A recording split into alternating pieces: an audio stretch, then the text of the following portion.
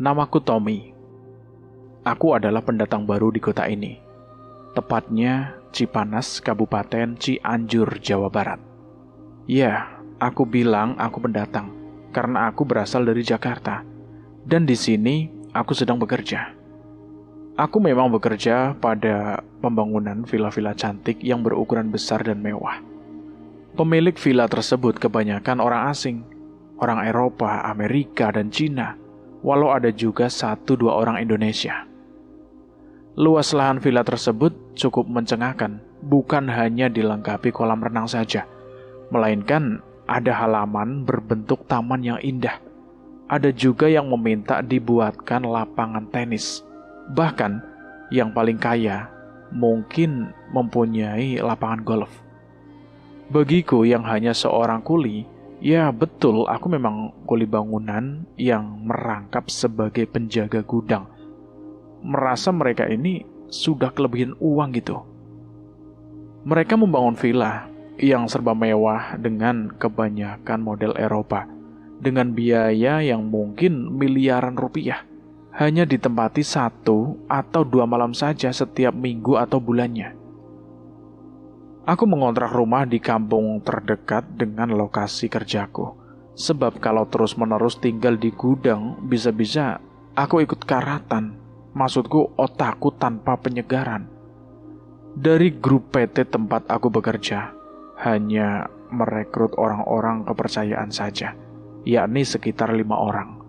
Arsitek, pelaksana, mandor, admin, dan aku penjaga gudang. Dan aku mengajak 2 orang temanku untuk bekerja dengan tujuan agar aku tidak jenuh. Sebab orang-orang yang punya jabatan penting seperti arsitek dan pelaksana hanya datang 1 kali dalam 1 minggu. Itu pun sambil membawa uang untuk upah harian kami. Nah, dengan adanya kedua teman ini, aku dapat sedikit leluasa bergerak meninggalkan gudang yang syarat dengan barang-barang yang membuat aku itu bosan.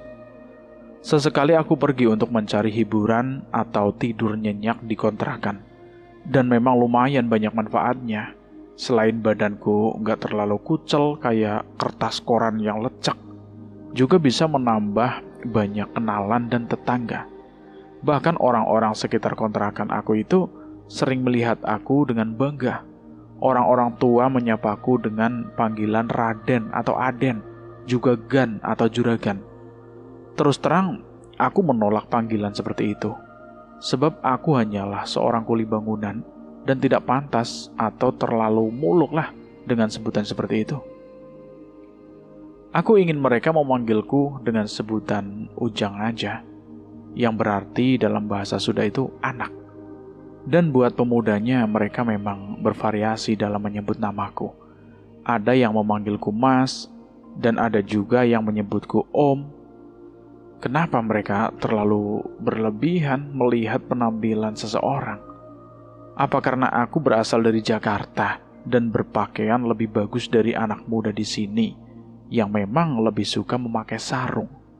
Atau sekalipun memakai celana panjang, kebanyakan model yang sudah ketinggalan zaman. Tapi ya mungkin itu sudah kebiasaan mereka dalam menghormati pendatang atau tamu dari kota. Bahkan aku menjadi tak enak hati setelah merekrut beberapa orang untuk bekerja di tempatku. Mereka begitu senangnya, sampai-sampai menawarkan aku untuk ke rumah mereka. Dan bukan hanya sekedar mampir, tapi sesekali menginap di rumah mereka. Ada satu keluarga yang begitu melekat di hati aku sampai sekarang. Keluarga Fahru. Dia hanya tinggal bersama ibunya yang sudah tua dan menjanda, dan seorang adik perempuannya yang bernama Nining. Berkali-kali Fahru memintaku untuk ke rumahnya. Maka pada hari Jumat, kebiasaan pekerja di sini itu libur. Aku memenuhi undangannya. Ibunya Fahru memanggilku dengan sebutan Den, yang berarti Raden, yang membuat aku tertawa. Raden dari mana? Wong aku aja juga kuli kok. Nining juga malu-malu ikut makan bersama kami. Lauk pauknya itu bisa dibilang mudah saja. Lalapan ada jengkol, petai, dan terong bulat kecil serta mentimun yang dicolek dengan sambal ulek. Untuk ikannya, ikan asin serta gorengan tempe.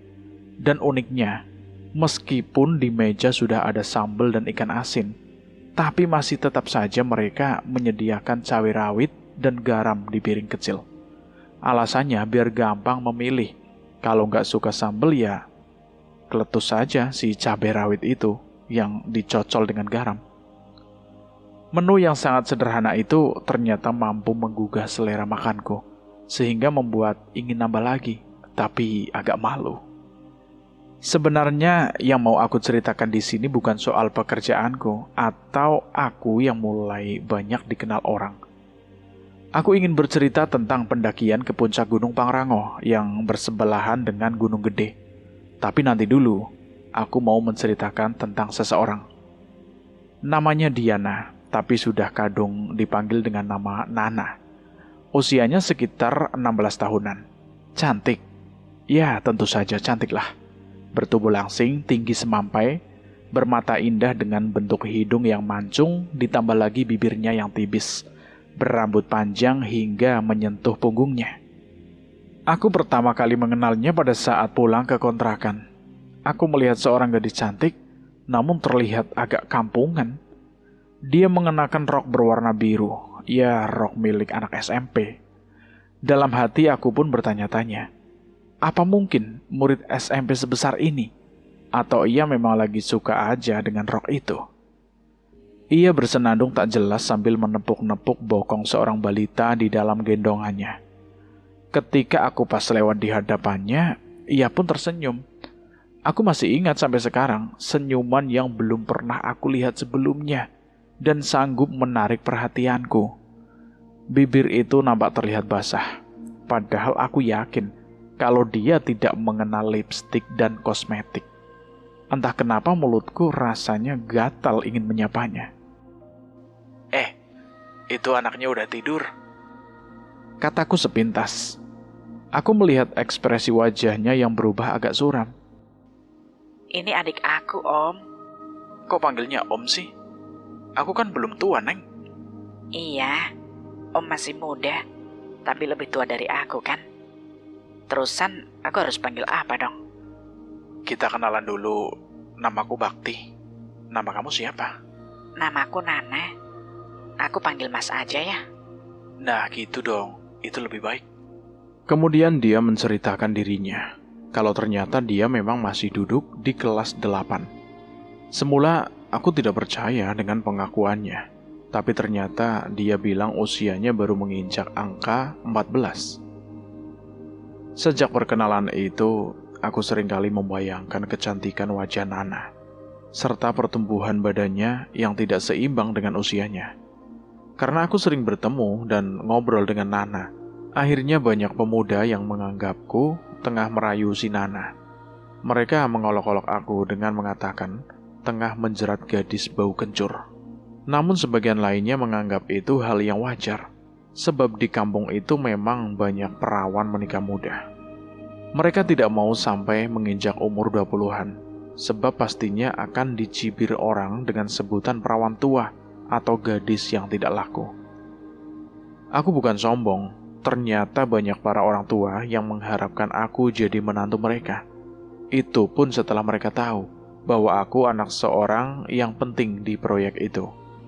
Iya, ayahku mempunyai kedudukan yang cukup penting, mengatur pemesanan barang dan keluar masuknya barang, sekaligus merangkap sebagai tata buku. Semua masalah keuangan adalah tanggung jawab ayahku. Semenjak Pak Yasmin yang dipercaya sebagai pelaksana harian itu berpindah-pindah tugas, banyak gadis-gadis yang menggodaku dengan cara mereka yang malu-malu. Namun justru aku menyukai kepolosan mereka. Bahkan ada di antara mereka yang memanggilku dengan sebutan Om Ganteng. Setelah waktu berjalan beberapa bulan, aku sudah mulai akrab dengan banyak anak muda di kampung itu. Mereka sangat menurut jika aku minta tolong ini itu, dan aku hanya bermodalkan sebungkus rokok saja untuk menjalin persahabatan kepada mereka. Dari merekalah aku tahu, ternyata Nana, cucu seorang kiai, kiai ternama yang memiliki pondok pesantren. Selain itu juga dia putri seorang pengusaha alat-alat berat di Jakarta. Entah benar atau tidak, menurut teman-temanku, ayahnya si Nana itu memiliki truk pribadi sebanyak 14 buah dan saham untuk berjenis alat berat seperti traktor dan lain-lain. Makanya, anak-anak sini gak ada yang berani deketin dia. Padahal dia itu ramah. Tapi kita ini minder sama dia, sama keluarga besarnya. Kata Fahru menceritakan sedikit tentang Nana. Tapi dia kelihatannya biasa-biasa saja, Ruh. Ya seperti anak-anak lainnya. Pakaian dan penampilannya juga gak menunjukkan bahwa dia adalah orang putri pengusaha sukses dan cucu dari seorang kiai ternama. Itu sudah watak dan tabiat dia. Sejak kecil dia memang begitu. Bahkan jika ayah dan ibunya pulang pun, dia menyambutnya biasa saja. Dan kalaupun diajak untuk tinggal di kota, dia jelas-jelas menolaknya dengan alasan tak ingin terganggu oleh kebisingan kota. Hidup di daerah itu jauh lebih nyaman dengan suasana yang masih asri. Kata-kata Nana yang dikutip oleh Fahru memang benar adanya. Alam di kampung ini bukan saja masih asri, namun masih perawan dan belum tersentuh bangunan atau pembangunan seperti di kota-kota besar. Kalaupun ada pembangunan itu, hanya rumah kecil milik warga dan villa-villa yang berdiri cantik dengan menghiasi suasana pegunungan. Kita bisa melihat kerlap-kerlip lampu-lampu villa dari atas jalan yang berbukit-bukit. Villa-villa tersebut laksana sebuah kerajaan dari negeri dalam dongeng 1001 malam. Terbentang di atas lahan tanah yang sangat luas. Dan semua itu dikelola dengan baik oleh orang asing pendatang dari Australia yang ingin hidup tenang di negeri Indonesia sambil mencari keuntungan. Dia bisa diumpamakan sebagai seorang raja, memiliki tempat yang sangat strategis dan dapat dipandang dari sudut manapun. Vilanya sendiri anggun namun kokoh berdinding warna putih yang menandakan bahwa itulah kediaman sang raja bisnis. Orang asing satu ini jarang pulang ke negerinya. Mungkin juga dia sudah terdaftar sebagai WNI. Setiap pagi hari ia selalu berkuda ditemani seekor anjing yang besar yang katanya Doberman. Kudanya juga berasal dari negerinya Australia. Ia berkeliling mengitari wilayah kekuasaannya Tuan Harry. Nama orang bule itu memang cukup ramah. Dia selalu menyapa siapa saja yang ia jumpai dengan bahasa Indonesia yang agak cedal. Dia juga memiliki kaki kanan yang ia rekrut dari beberapa wilayah di Indonesia, khususnya yang berpenampilan layak sebagai keamanan dan tugas dalam bertindak. Ada juga bodyguard-nya yang berasal dari Kuba yang terlihat sangar. Wajahnya begitu dingin dan nyaris tanpa senyum. Kedua temanku, Hasto dan Ibran, mengusulkan untuk berlibur untuk mengurangi rasa stres bekerja sehari-hari. Mereka juga sama sepertiku, tidak pernah pulang ke Jakarta, apalagi setelah Hasto mendapat perhatian dari cewek di kampung sebelah, yang jika ia membeli rokok selalu bertegur sapa. Nama cewek itu Imas, cewek imut yang sudah duduk di bangku SMA kelas 1, termasuk orang yang berkecukupan. Sebab untuk orang-orang yang kurang beruntung mungkin hanya mampu lulus SMP. SMP pun sudah sangat bagus. Kedua temanku ini menyarankan agar aku mencari teman yang tahu dan paham betul lokasi pendakian Gunung Pangrango. Aku terkejut juga mendengar kalau mereka ingin mendaki gunung. Padahal aku belum pernah mendengar sebelumnya kalau mereka ini pernah mendaki. Tapi gue belum pernah mendaki gunung toh. Gue ini kan bukan pecinta alam. Jadi gak usah sok-sokan deh. Pelajar bukan, mahasiswa bukan. Kita itu cuma kuli bangunan toh. Terus kalau kenalan sama orang, apa kita ngaku pelajar atau mahasiswa? Alam ini milik kita bersama, Pak.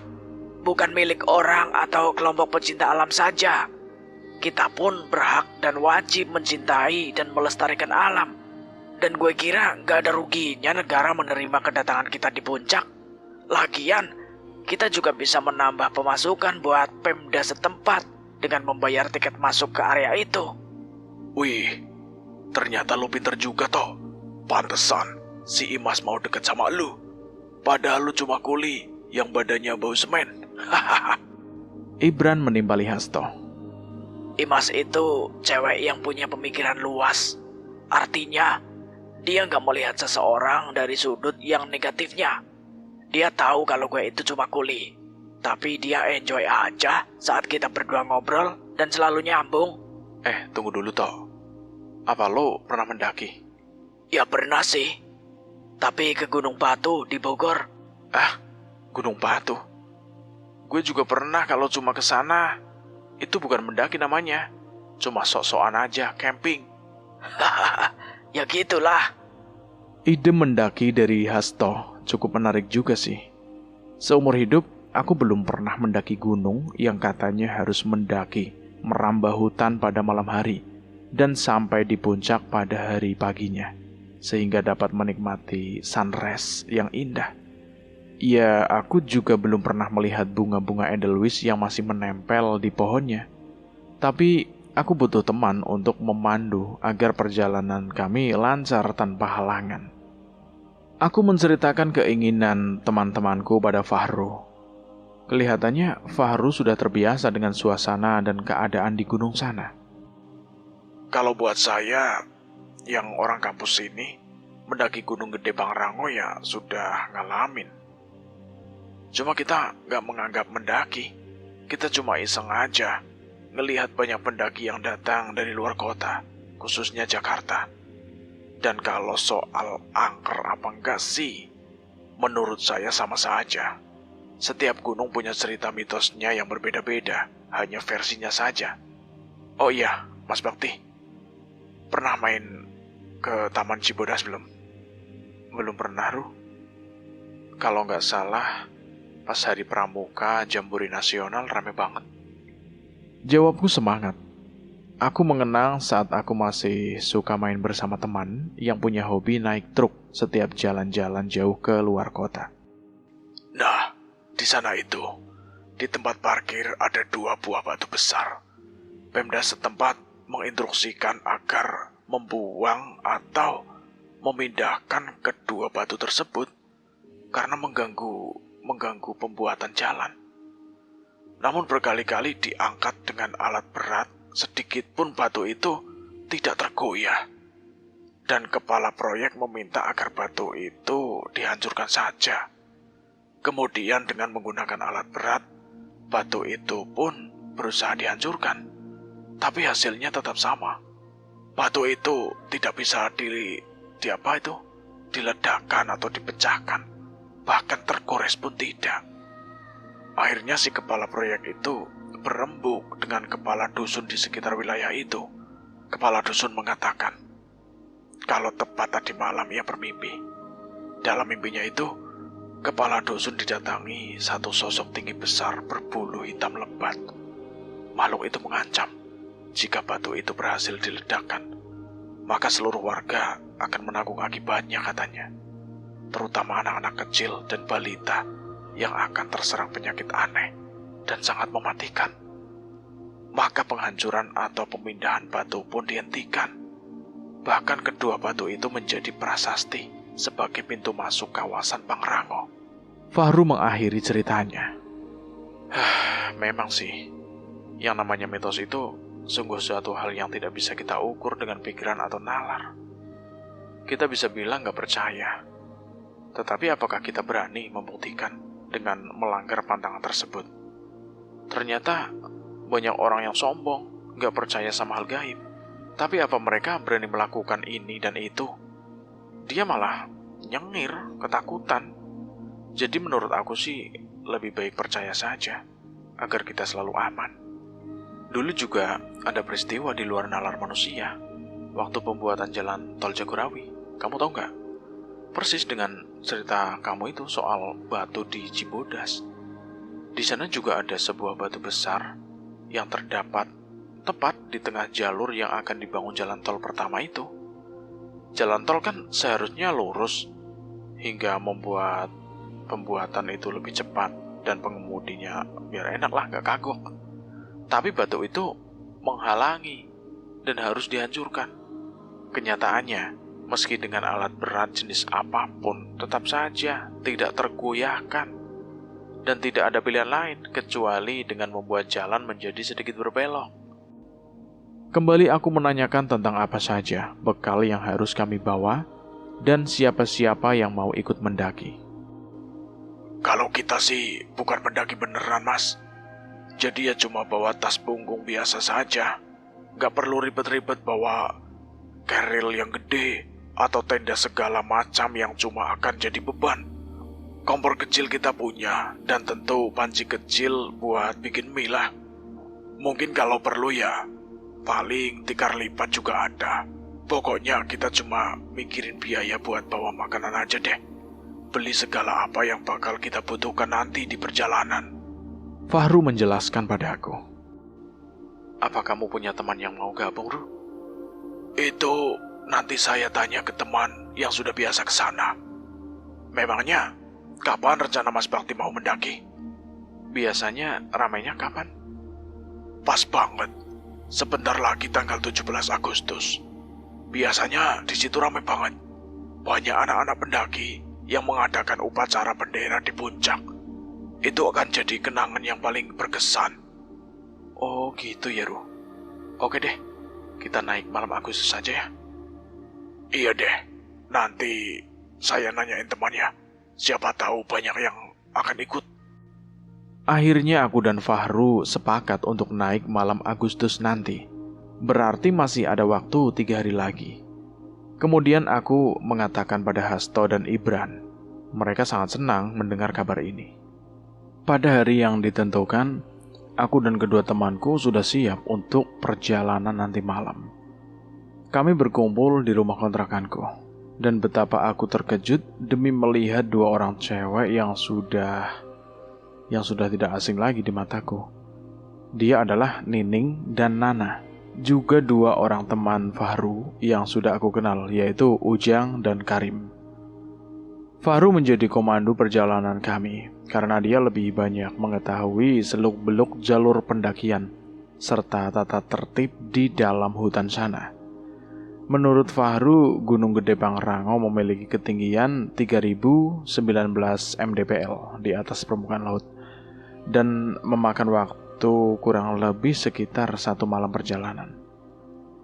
Halah, apa aku sanggup ya? Tapi aku lebih memikirkan kedua cewek yang mau ikut mendaki juga.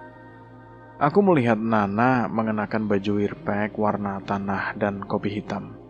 Sementara rambutnya yang panjang ia kucir dan dibiarkan lepas melewati lubang topi yang ada di bagian belakang, hingga memperhatikan lehernya yang jenjang dengan kulit putih mulusnya. Aku tidak tahan untuk tidak mendekatinya, sebab sudah sedari tadi dia juga memperhatikan aku. Aku duduk di sampingnya. Nana, kamu mau ikut mendaki? Iya, katanya ini ide dari kamu, Mas. Ini lihat, aku juga sudah bawa bekal banyak buat kamu. Buat aku? Kok kamu perhatian banget sama aku? Apa kamu tidak punya perhatian sama aku? Selalu, Nana. Aku selalu memperhatikan dan selalu membayangkan kamu dalam setiap langkahku. Halah, masa iya sih? Apa nggak mikirin makan, mandi, dan yang lainnya? Iya pastilah.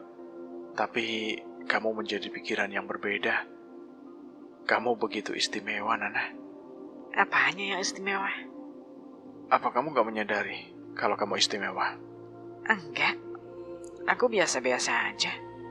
Nana, kamu itu terlalu cantik di mataku.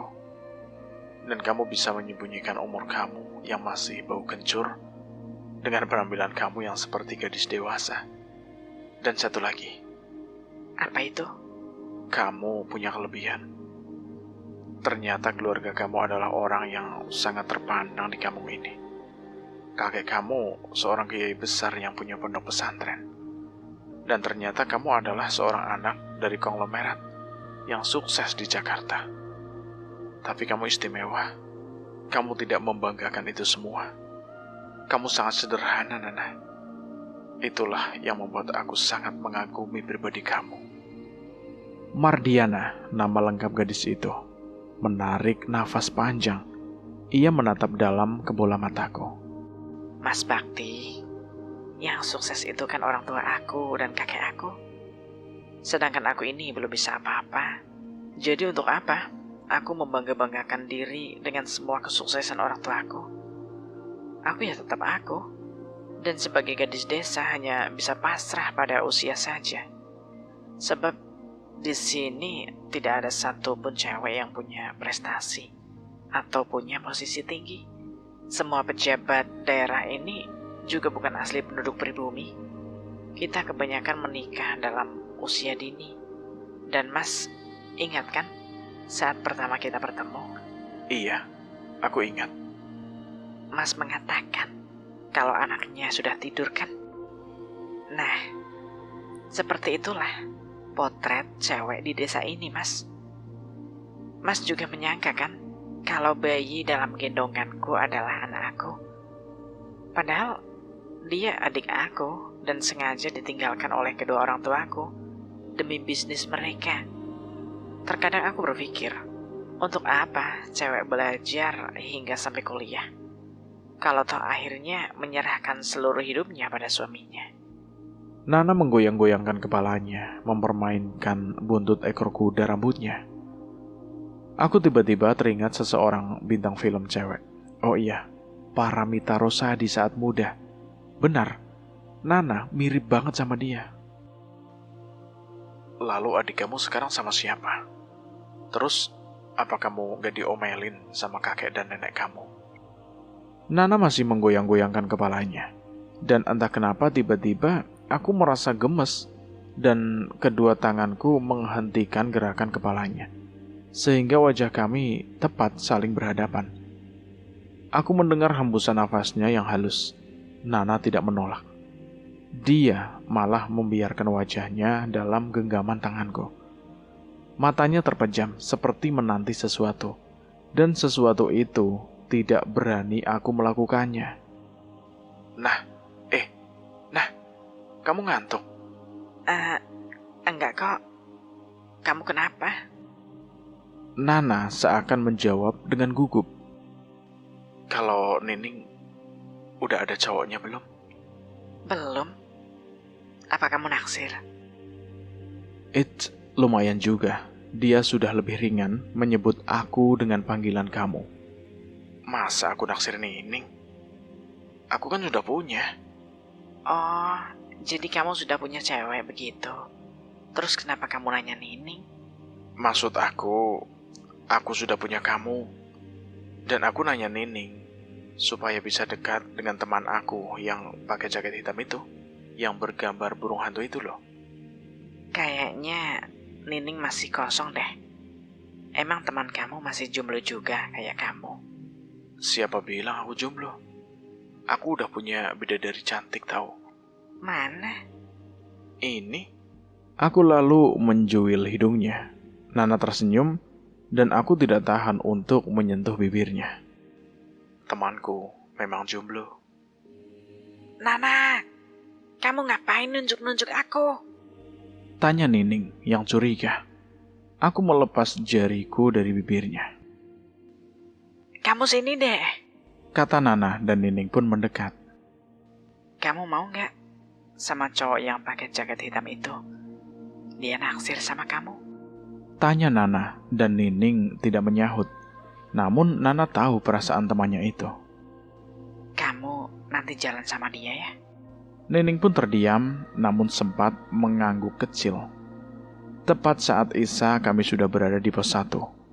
Kami melaksanakan sholat terlebih dahulu dan berdoa agar kami selamat naik hingga turun nanti. Terus terang, ini baru pertama kalinya dalam hidupku. Perjalanan malam hari masuk ke dalam hutan dengan jalan menanjak. Tapi ini belum seberapa. Masih bisa berjalan bersama berdampingan dengan Nana yang membawa lampu senter. Sesekali kami masih bisa saling pandang dan senyum membuat langkah kami terasa begitu ringan. Aku benar-benar merasa bahagia bisa mengenal seorang gadis cantik bunga desa yang membuat cowok-cowok merasa sungkan untuk berusaha mendekatinya. Karena Nana bukan gadis biasa-biasa saja. Aku sangat mengagumi akan sikap dan sifat rendah hatinya. Dia tidak merasa istimewa meskipun anak seorang konglomerat dan cucu dari seorang guru besar pimpinan pondok pesantren. Aku lihat Nining sudah sedikit berani berjalan bersama dengan Ibran, dan sesekali mereka bergandengan tangan. Berjalan paling depan adalah Fahru bersama temannya, disusul Hasto dan teman dari Fahru. Sedangkan aku dan Nana paling belakang. Malam semakin larut, kami tidak perlu memaksakan diri untuk terus mendaki. Fahru menyarankan untuk beristirahat terlebih dahulu, karena perjalanan masih jauh dan jalur masih panjang. Santai aja, gak usah buru-buru. Yang penting kita bisa sampai ke puncak dengan selamat. Gak apa-apa kalau gak bisa lihat matahari terbit juga. Kita masih punya kesempatan buat ngikutin upacara bendera 17-an. Iya, Ru. Kasihan tuh sama adik kamu dan Nana. Kelihatannya dia kelelahan. Jawabku menunjuk kepada dua cewek yang aku kira lelah. Tapi ternyata mereka tengah menyiapkan mie instan di atas kompor kecil. Ayo mas-mas semua, ini mie sudah siap. Seru Nining, sementara Nana sibuk menyiapkan piring. Dan kami pun menikmati hidangan ala kadarnya sambil berselonjor meluruskan kaki yang mulai terasa pegel-pegel. Untuk beberapa saat kami bisa untuk rebahan, tapi aku tahu kalau Nana selalu memandangku, berharap agar aku mendekat padanya. Kamu gak capek, Nah? Iya capek lah mas. Memangnya mas gak capek gitu? Berarti kita sama ya? Sama apanya? Sama-sama capek. Maklum deh. Aku baru pertama kali mendaki gunung, jadi ya mudah-mudahan aja kuat. Kalau kamu, apa pernah naik gunung? Belum. Kalau camping sih pernah. Sering malah sejak SD. Aku suka dengan kepolosannya itu. Sesekali matanya melirikku. Kok mie-nya belum dimakan? Nanti keburu dingin loh. Aku sedang menikmati bidadari cilik yang sedang menikmati makan malam di tengah hutan. Aduh. Udah, ngerayunya. Aku kesel nih. Lagian, mana ada sih bidadari makan mie instan? Ngarangan aja. Ayo dimakan mie-nya. Atau pengen aku suapin? Nana menyodorkan sendok yang sudah berisi mie dari mangkoknya ke mulutku. Dan mau tak mau, aku membuka mulutku, tidak terlalu lebar. Makan yang banyak ya, biar cepat besar anakku. Iya, Ma. Nanti kita bikin dede yang banyak ya, Ma. Balasku membuat Nana menjibir. Kami tetap menikmati santapan kami bebarengan, ibarat lagu makan sepiring berdua. Setelah istirahat dirasa cukup, Fahru yang bertindak sebagai komandan kaki menginstruksikan agar mulai bergerak lagi. Di ketinggian ini sudah tidak ada lagi sinyal untuk handphone kami, dan kami menggunakannya hanya sebagai senter penerangan jalan. Sepanjang perjalanan, jika ada kesempatan, Fahru selalu mengingatkan perihal larangan yang harus kita ketahui, dan jangan sampai melarangnya. Dia juga memberitahu tempat-tempat yang mempunyai mitos dan penting untuk kami ketahui. Nah, di sini namanya Taman Sakura. Kalau pas lagi musimnya, kita bisa melihat bunga sakura itu. Besok kalau memang musim, kita bisa melihatnya saat kita turun nanti. Kata Fahru mengenai tempat yang kami lalui. Karena aku terlalu asik bercakap-cakap dengan Fahru, Nana segera mendahului aku untuk berjalan bersama Nining. Dan tentu saja membuat Ibran jadi gak enak. Ia malah mendahului Nining dan Nana untuk berjalan bersama Hasto. Dan yang paling depan kedua teman Fahru yang juga sudah hafal dengan gunung ini. Dan memang jalan yang kami lalui agak melebar, sehingga kami bisa melangkah dengan leluasa. Aku penasaran dengan ucapan Fahru kalau di sini banyak bunga sakura jika sedang musim. Masalahnya bunga sakura kan dari Jepang, kok bisa tumbuh di gunung ini? Dan tanpa sengaja aku mengarahkan senter agak ke samping. Astagfirullah, aku terkejut bukan main. Di antara pohon-pohon yang mungkin itu bunga sakura, aku seperti melihat seseorang wanita tengah memetik bunga. Namun aku sadar bahwa ini gunung dan malam hari. Mana ada seorang wanita bermain sendirian di taman bunga? Ada apa, Mas? Itu Fahru. Aku melihat perempuan di sampingku. Fahru menggeleng-gelengkan kepala. Kemudian ia mengatakan agar jangan menyoroti tempat lain selain jalan yang kita lalui. Ingat, Mas, jangan sampai kita tergoda untuk melakukan apapun selain perjalanan dan melihat ke depan. Saya takutnya, Mas, tertipu oleh pemandangan yang sebenarnya nggak ada atau halusinasi. Iya, Ru. Maaf. Tiba-tiba kami berdua mendengar suara teriakan Nining yang memanggil-manggil Nana. Nana, kamu di mana? Nana. Mendengar itu, kami segera menyusulnya. Ada apa, Ning? Mana Nana? Tanya Fahru pada adiknya yang nampak kebingungan. Tadi dia pipis di sini, tapi aku nggak melihatnya lagi. Kemana Nana? Nining menjelaskan dan ia kembali berteriak. Jangan-jangan perempuan yang aku lihat tadi itu merupakan pertanda yang kurang baik. Nana! Nana! Kami semua berteriak memanggil-manggil Mardiana. Fahru mengajak aku untuk menyelidiki sekitar tempat itu. Barangkali ada lubang yang membuat Nana terperosok. Lalu, tidak. Semoga Nana tidak apa-apa. Kami semua berputar-putar mencari di lokasi tempat hilangnya Nana. Ingat, kita jangan sampai berpencar. Harus tetap bersama mencari Nana. Sebab mungkin saja kita bisa tertipu oleh halusinasi dari makhluk usil penghuni alas ini. Dan sebelum Nana menghilang, Bakti juga tak sengaja melihat wanita aneh di Taman Sakura yang sudah kita lewati tadi. Dan sebaiknya sekarang kita duduk dulu untuk menenangkan pikiran kita. Kemudian kita melakukan doa bersama demi keselamatan Nana juga kita bersama. Fahru memberikan arahan pada kami. Selanjutnya kami semua duduk dan berdoa memohon petunjuk agar Nana dapat kami temukan. Berkali-kali aku mengitari tempat di mana yang menurut Nining pipis. Sebuah pohon besar yang mungkin ada lubang di sekitar itu hingga Nana terperosok. Namun menurut Nining tidak ada teriakan dari Nana meminta tolong. Berarti, aku punya kesimpulan kalau gadis itu telah diperdaya oleh sebangsa makhluk halus.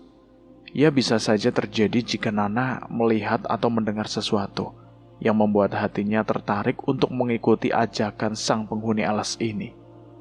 Atau mungkin saja, ini yang dinamakan setan budek, sejenis hantu yang bisa menutup pendengaran seseorang, sehingga ia tidak mendengar suara teman-temannya, padahal ia ada di sekitar tempat ini. Itu juga menurut cerita orang-orang tua. Kami memang menyebar, tapi tidak jauh dari lokasi tempat hilangnya Nana. Aku merasa bertanggung jawab jika terjadi sesuatu yang menimpa gadis itu, sebab karena akulah dia ikut dalam pendakian ini. Dengan tidak memperdulikan keadaan atau keselamatan diri, aku mencari di sebuah pohon yang di sekelilingnya penuh dengan semak belukar serta daun-daun kering. Tanpa alat apapun, aku menerobos tempat yang sangat menyeramkan. Setiap kali aku mengarahkan lampu senter, yang terlihat hanyalah gundukan daun-daun kering yang terkadang licin saat terinjak. Aku ekstra hati-hati ketika menyoroti sebuah lubang yang agak besar. Lubang itu terletak tepat di samping pohon besar yang menyangga batu-batuan tebing. Untuk beberapa saat aku masih mengamati dengan lampu senter yang aku arahkan ke dalam sana. Antara rasa takut dan tanggung jawabku, aku bermenung beberapa saat. Aku teguk air mineral dalam kemasan botol agar pikiranku dapat sedikit tenang. Setelah aku membaca beberapa ayat, aku membulatkan tekadku untuk masuk ke dalam sana. Keadaan di dalam benar-benar membuat nyaliku ciut. Aku ingin mundur dan kembali kepada teman-teman, mencari Nana secara berkelompok. Namun perasaan cinta yang telah tumbuh dan bersemi di hatiku, aku segera menepis semua rasa takut dan ngeri demi melihat batu-batu runcing yang terdapat di kiri dan kanan gua. Aku berpikir bagaimana jika tiba-tiba terjadi longsor. Pastilah tempat ini akan menjadi kuburan tanpa nisan untukku. Paling tidak, mungkin saja di dalam sana ada ular besar. Karena bisa jadi di dalam gua inilah binatang melata jenis itu membuat sarang. Dan bayangan-bayangan lain yang menghantui perasaanku. Aku merasa langkahku sudah semakin jauh ke dalam. Namun, aku belum menemukan petunjuk tentang keberadaan Nana. Aku merasa lelah dan duduk beristirahat sebentar sambil berpikir kembali. Mungkinkah Nana masuk ke dalam gua ini? Lalu alasannya apa? Atau Nana ada yang mengajaknya? Tapi siapa atau makhluk jenis apa? Dan kenapa dia tidak berteriak? Ya. Mungkin saja Nana dibekap mulutnya dan dibawa kabur. Tapi benarkah makhluk itu ada di sana dan sedang... Aku tidak sanggup membayangkan apa yang akan terjadi seandainya yang membawa Nana adalah sejenis binatang buas atau entah apa. Baru saja aku istirahat sebentar. Tiba-tiba aku mendengar suara teriakan minta tolong, dan suara itu sepertinya tidak jauh lagi. Tapi aku tidak boleh bertindak gegabah, sebab menurut Fahru, siapa tahu aku sedang berhalusinasi. Fahru, sedang apa dia dan rekan-rekanku? Masihkah mereka terus melakukan pencarian? Atau kembali turun untuk melapor pada petugas? Kalau iya, berarti aku tinggal sendirian di dalam goa yang berada di hutan seluas ini. Aku melangkah pelan dan berhati-hati agar tidak menimbulkan suara sedikit pun. Sebab suara sekecil apapun akan bergema di dalam sini dan memantul keluar, sehingga bisa saja terdengar oleh yang ada di luar sana. Aku mengendap-endap laksana seorang prajurit yang sedang bergerilya seorang diri di tengah kamp musuh.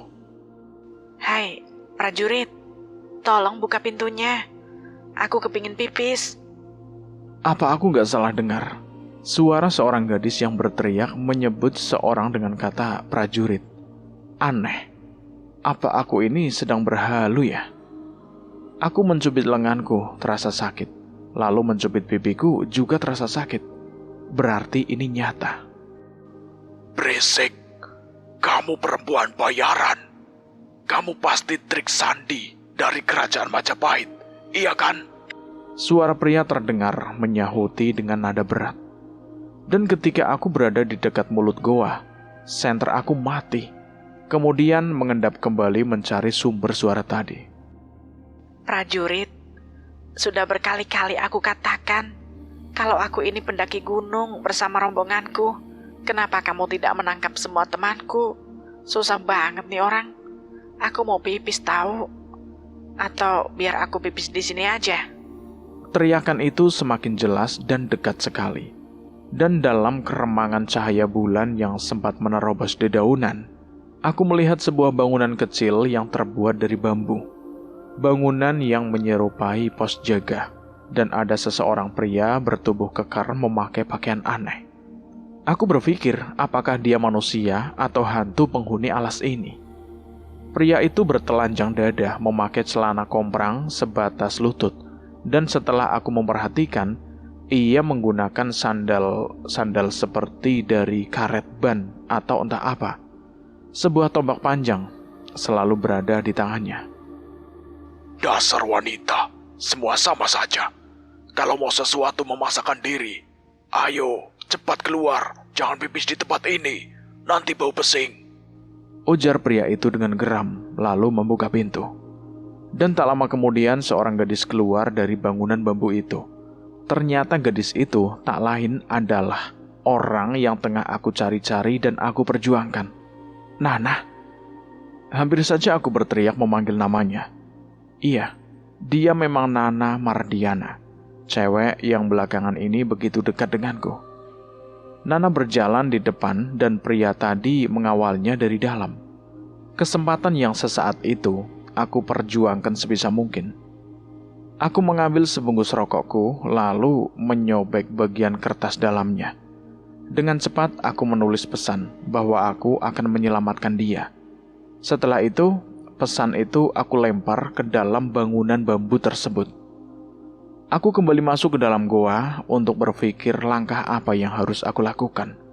Dan mungkin karena terlalu lelah, tanpa aku sadari aku pun tertidur.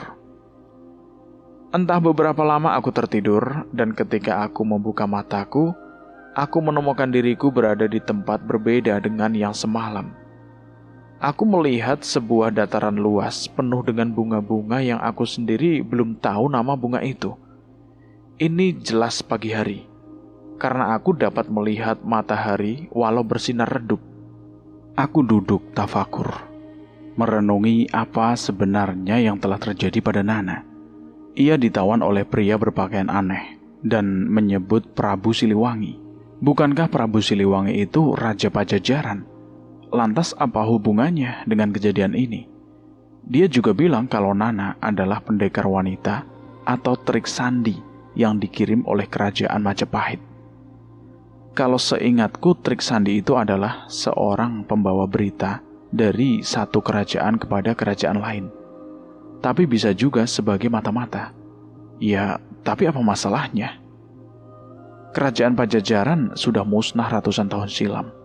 Mana mungkin masih ada prajurit yang berada di hutan ini? Jangan-jangan ini hanya akal-akalan siluman penghuni alas ini untuk mengelabuhi mangsanya. Kamu sudah bangun, Cah Ganteng. Tiba-tiba aku mendengar suara yang begitu dekat. Namun ketika aku menoleh ke asal sumber suara tadi, aku tidak melihat siapa atau apapun. Kamu tidak bisa melihat wujudku pada siang hari. Tunggu sampai matahari terbenam. Aku akan kembali menemui kamu. Lanjut suara tadi. Setelah itu, keadaan kembali sunyi. Matahari mulai naik dan seluruh pemandangan semakin jelas terlihat. Hamparan bunga-bunga yang indah yang mungkin ini yang dikatakan oleh Fahru. Bunga sakura musiman. Kalau begitu, aku sangat beruntung. Baru pertama kali mendaki gunung sudah bisa menikmati pemandangan langka ini. Tapi ingat, sakura. Aku ingat penglihatanku sebelum Nana menghilang. Iya, aku sempat melihat penampakan wanita. Jangan-jangan wanita itulah yang sekarang membawaku ke tempat ini.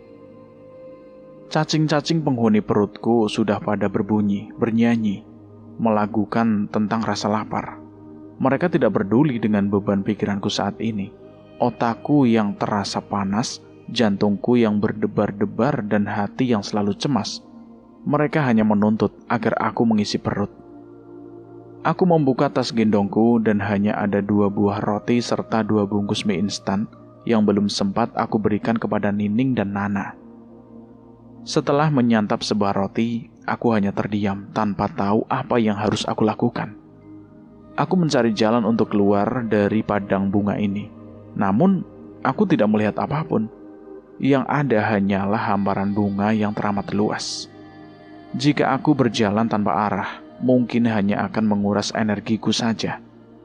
Aku benar-benar seperti berada di lautan bunga yang tanpa tepi. Dan entah untuk yang keberapa kalinya aku tertidur. Hingga aku terbangun setelah matahari sudah turun di ufuk barat. Benar apa yang dikatakan wanita yang membawaku itu, bahwa ia akan terlihat sosoknya saat matahari sudah terbenam. Dari kejauhan nampak sebuah bayangan putih yang perlahan semakin mendekat ke arahku. Dan setelah agak dekat, aku melihat kalau itu adalah sosok seorang wanita muda. Namun lagi-lagi aku heran dibuatnya. Wanita itu pun memakai pakaian zaman kuno. Ia mengenakan baju panjang seperti jubah berwarna putih keperakan. Dengan bagian dada kirinya berlambang sesuatu yang aku tidak mengerti maknanya. Dan aku melihat sebilah pedang panjang yang tersimbol di atas pundaknya. Rambutnya ia biarkan lepas terurai. Dan ia memakai ikat kepala dengan secarik kain putih pula. Wajahnya teramat cantik, bermata tajam seperti mata elang. Tapi ketika ia tersenyum, aku terkejut karena melihat di antara sudut bibir kanan kiri terdapat gigi yang runcing seperti taring. Namun aku harus berusaha menyembunyikan rasa takutku, karena sebenarnya aku yakin kalau wanita ini adalah hantu atau siluman.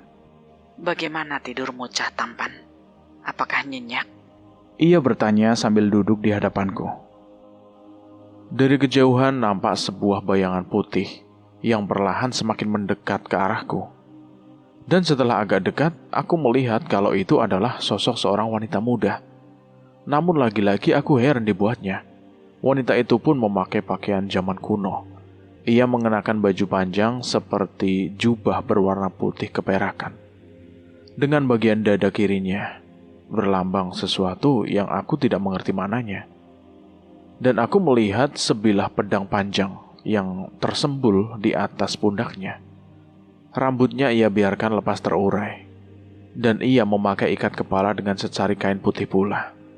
Wajahnya teramat cantik, bermata tajam seperti mata elang. Tapi ketika ia tersenyum, aku terkejut karena melihat di antara sudut bibir kanan kiri terdapat gigi yang runcing seperti taring. Namun aku harus berusaha menyembunyikan rasa takutku, karena sebenarnya aku yakin kalau wanita ini adalah hantu atau siluman. Bagaimana tidurmu, cah tampan? Apakah nyenyak? Ia bertanya sambil duduk di hadapanku. Entahlah, aku mungkin tertidur, tapi pikiranku kacau. Kenapa aku harus bertemu dengan makhluk-makhluk aneh seperti dirimu ini? Aneh? Aneh bagaimana? Justru aku yang melihat kamu ini aneh. Aku tidak mengenali pakaian yang kamu pakai berasal dari golongan mana. Tapi tadi kamu bilang melihat yang aneh-aneh. Berarti ada sesuatu yang kamu lihat sebelum bertemu denganku. Iya, temanku ditawan oleh seorang pria tinggi besar yang mengaku sebagai prajurit dari Pajajaran. Dan temanku itu dikira sebagai trik sandi dari Majapahit. Pusing aku. Oh, jadi teman kamu. Pasti dia seorang wanita seumuran aku kan? Iya, benar. Nah, prajurit itu menyangka kalau teman kamu itu adalah diriku. Akulah trik sandi dari Majapahit. Namaku Cahya Hanum Laksita. Aku memang bertugas memata-matai pergerakan laskar atau prajurit Pajajaran setelah Pajajaran menerima kekalahan dari Majapahit. Aku dan seseorang teman mendirikan sebuah bangunan kecil untuk tempat istirahat kami. Tapi kamu pagi tadi mengatakan kalau aku tidak bisa melihat kamu. Dan baru setelah matahari terbenam, aku bisa melihat wujud kamu. Aku sendiri tidak tahu. Itu tidak penting. Sekarang katakan apa tujuan kamu berada di tempat ini? Apakah kamu juga orang Pajajaran? Sudahlah. Aku capek mendengar pertanyaan konyol ini. Ini tahun 2024, Neng. Terserah. Sedangkan zaman Prabu Siliwangi, aku cuma dengar dan baca dari buku itu sekitar 1500 Masehi. Jadi cukup jauh lah perbedaan waktunya. Sekarang kalau kamu mau membantuku, bantulah. Jika hanya sekedar ngobrol yang gak jelas, lebih baik aku pergi. Pergi? Pergi kemana?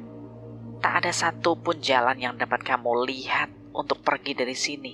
Kecuali Ia seperti sengaja menggantung ucapannya.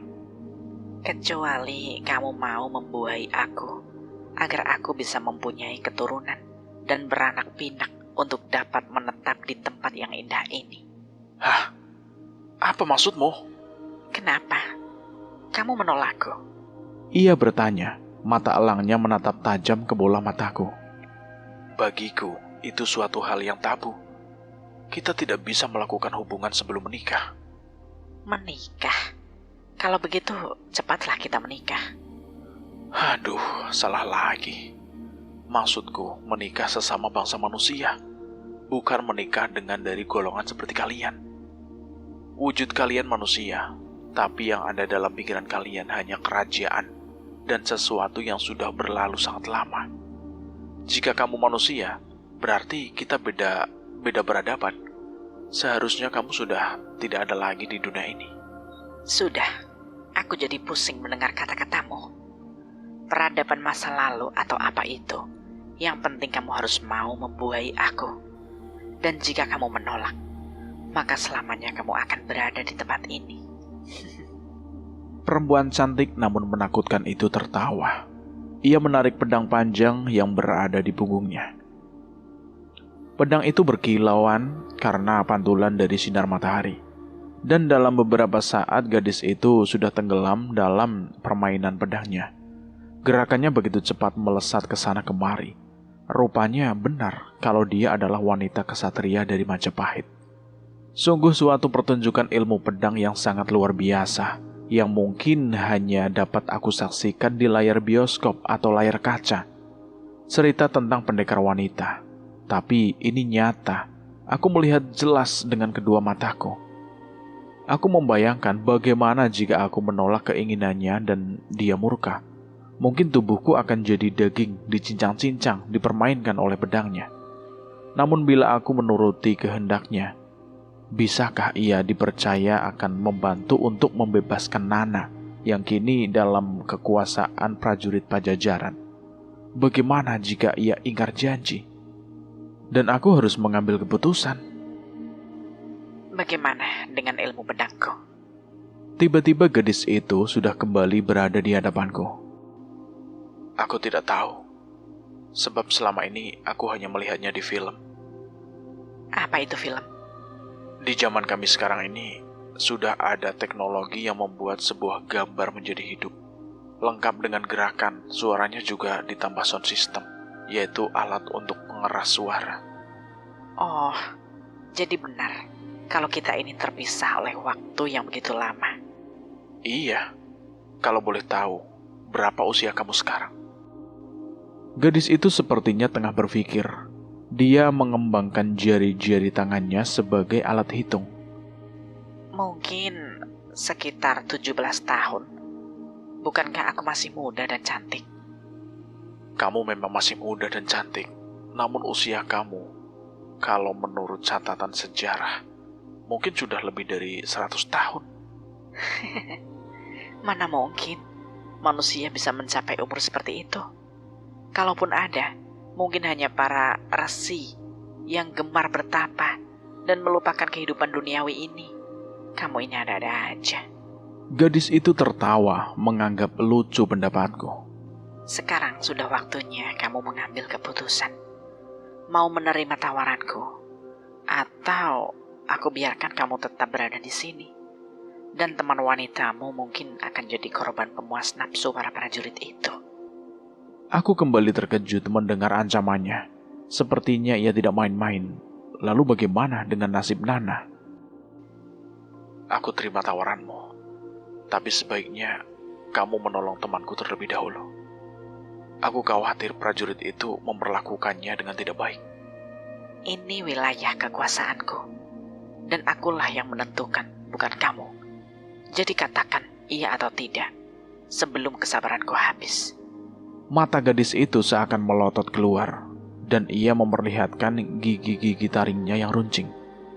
Tak ada pilihan lain bagiku selain menuruti permintaannya. Akhirnya aku pun mengangguk lemah. Nah, begitu lebih baik. Lagi pula, kamu tidak akan rugi apa-apa. Malahan kamu beruntung bisa menikmati tubuhku yang molek ini, wajahku yang cantik, dan satu lagi, aku masih perawan. Sekarang kamu ikut ke tempat aku. Usai berkata, lengan gadis itu mencekal lenganku, dan dengan sekali sentakan saja, aku merasa tubuhku terbang bak seekor burung. Aku tidak tahu apa yang sebenarnya terjadi. Inikah yang dinamakan ilmu peringan tubuh? Sehingga tubuh manusia dapat melayang seperti kapas tertiup angin. Tak berapa lama kemudian, gadis itu menuju ke sebuah bangunan kecil yang mirip dengan sebuah kuil kecil. Ini tempatku. Dulu tempat ini untuk para resi yang suka melakukan pertapa. Namun entah kemana mereka. Apakah sudah mati atau meleburkan jasadnya bersatu dengan alam? Ayo masuk. Di dalam sudah menunggu temanku. Apa? Teman? Apakah temannya juga wanita? Kalau iya, berarti aku harus melayani mereka berdua. Aduh, ampun. Aku bersyukur ternyata teman gadis yang bernama Cahaya Hanum itu hanyalah seorang nenek tua yang mungkin sudah jumpo. Perempuan tua itu hanya duduk bermalas-malasan di kursi goyang.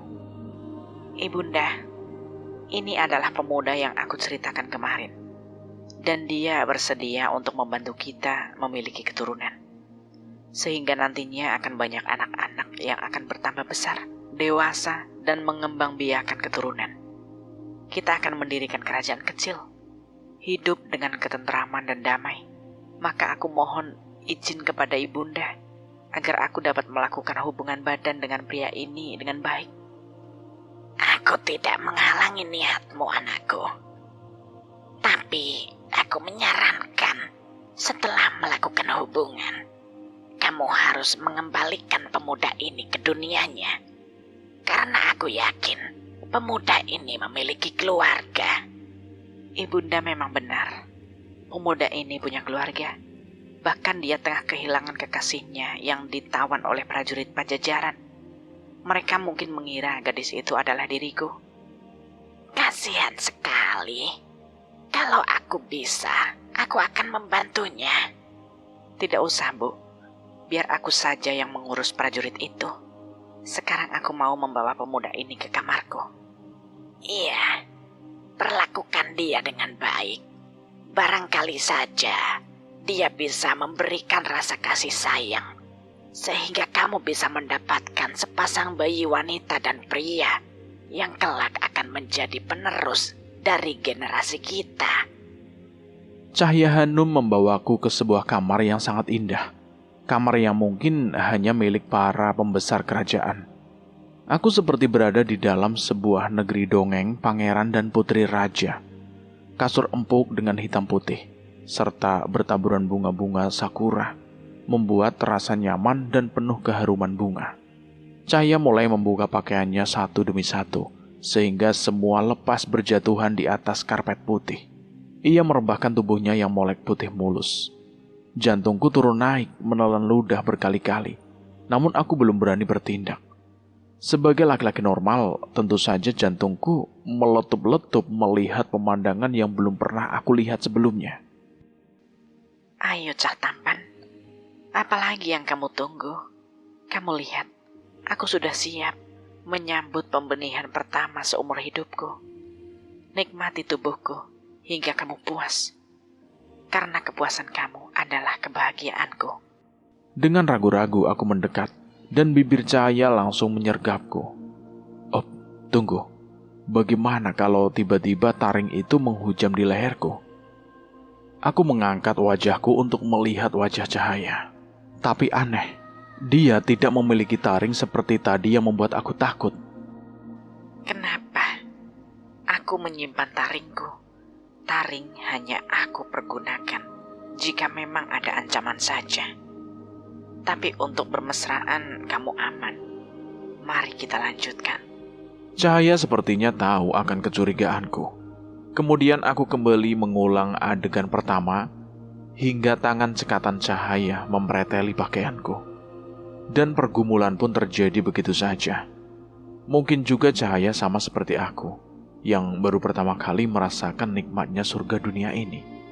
Beberapa kali tubuhnya terguncang hebat, emosinya kian meledak-ledak, sehingga aku merasakan rambutku seakan rontok saat mencekal rambutku sambil melepaskan lahar panas.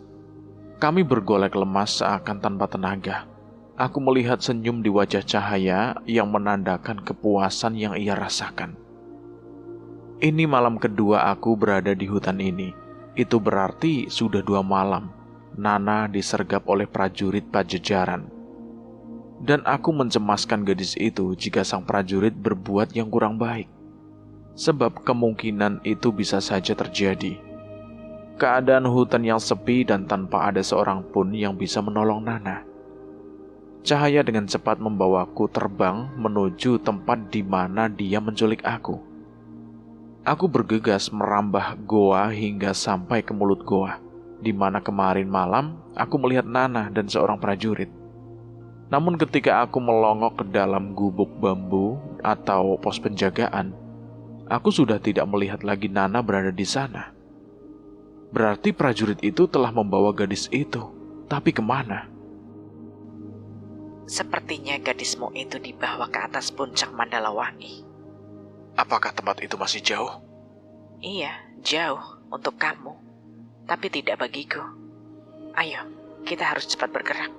Barangkali saja mereka belum terlalu jauh. Lagi-lagi cahaya mencekal lenganku, kemudian dia membawaku kembali berlompatan dari atas bebatuan untuk mempersingkat waktu.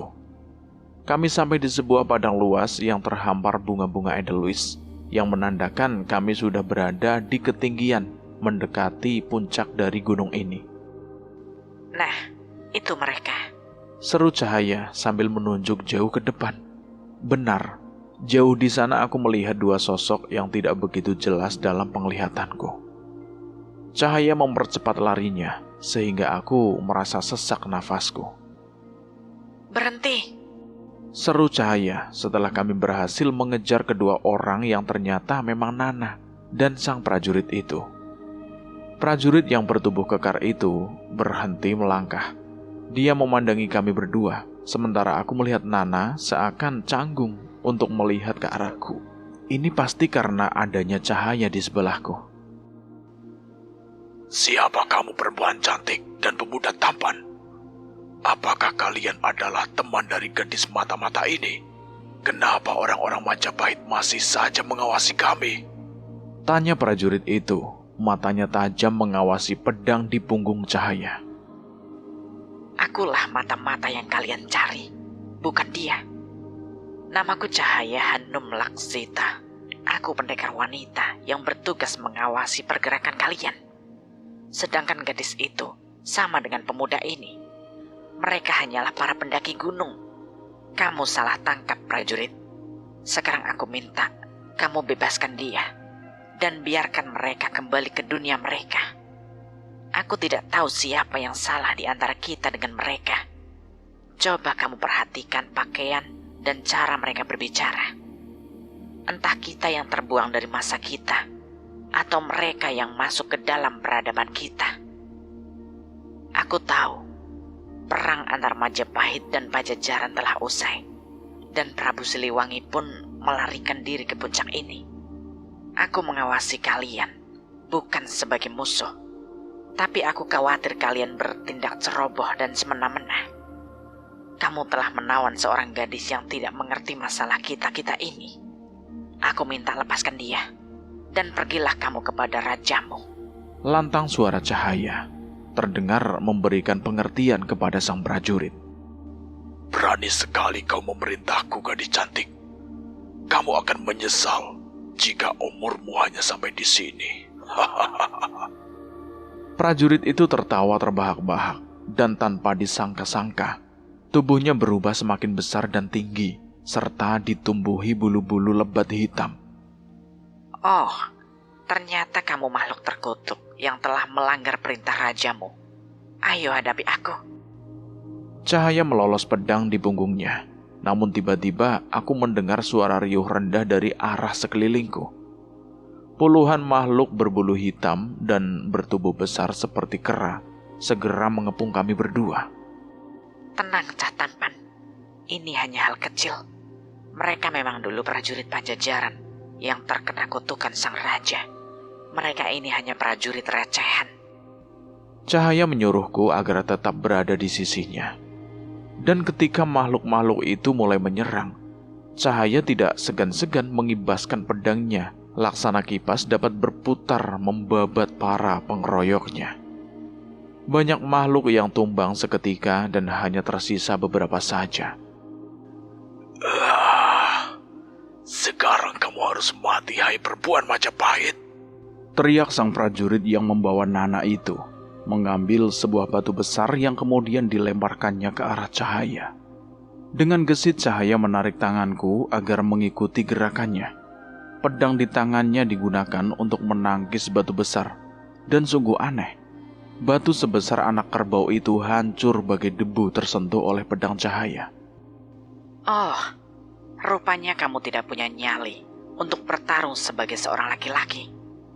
Sekarang aku akan mengirim kamu ke neraka.